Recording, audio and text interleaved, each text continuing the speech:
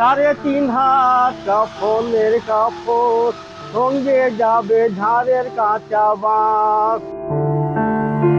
চোখে আলো নেই, কিন্তু অটুট মনোবল আর মায়ের প্রতি সীমাহীন ভালোবাসায় ভর করে টানা 50 বছর ধরে জীবনযুদ্ধ চালিয়ে যাচ্ছেন 56 বছর বয়সী দৃষ্টি প্রতিবন্ধী মুখলেসুর রহমান মুখলেস।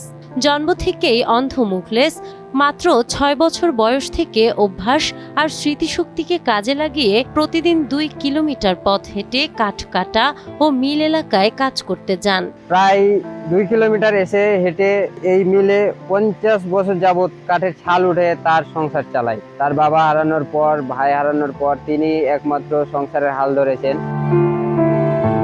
চাঁপাইনবাবগঞ্জের ভোলারহাটের তেলিপাড়া গ্রামের মৃত মুর্শেদ আলীর পরিবারের 4 সন্তানের মধ্যে 2 জন ছিলেন প্রতিবন্ধী। বড় ভাই যে মারা যাওয়া ও ছোট ভাই আলাদা থাকায় 70 বছরের বৃদ্ধা মা রুলি বেগমের একমাত্র ভরসা এখন দৃষ্টি প্রতিবন্ধী মুখলেস।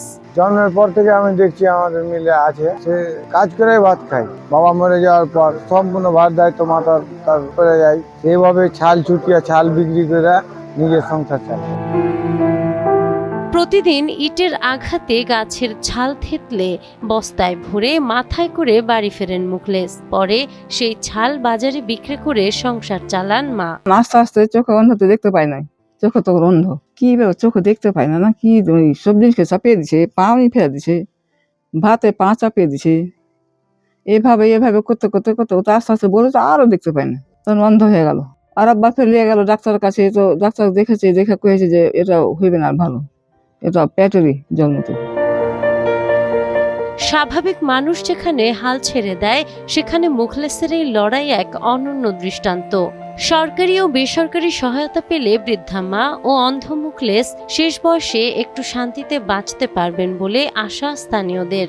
আমি এখানে জয়েন করার শুরুতেই ওনার সম্বন্ধে জেনেছি, এটা খোঁজ নিয়ে জেনেছি যে ওনাকে বিভিন্ন সময় আমাদের সরকারি যে সুযোগ সুবিধাগুলো, বিশেষ করে প্রতিবন্ধী ভাতা, ওনার মায়ের জন্য বিধবা ভাতা, এছাড়া সমাজ কল্যাণ পরিষদ থেকে কিছু আর্থিক অনুদান, এগুলো ব্যবস্থা সবসময় করা হয়েছে। সরকারিভাবে যে সুযোগ সুবিধাগুলো আছে আমরা সবসময় ওনার জন্য করে এসেছি। এবং খুব রিসেন্টলি আমরা আমাদের উপজেলা প্রকল্প বাস্তবায়ন অফিস থেকে 2 বান্ডেল 3 এবং 6000 টাকা এটাও দিয়েছি ওনাকে। নাহার বৃষ্টি, টাইমস টুডে।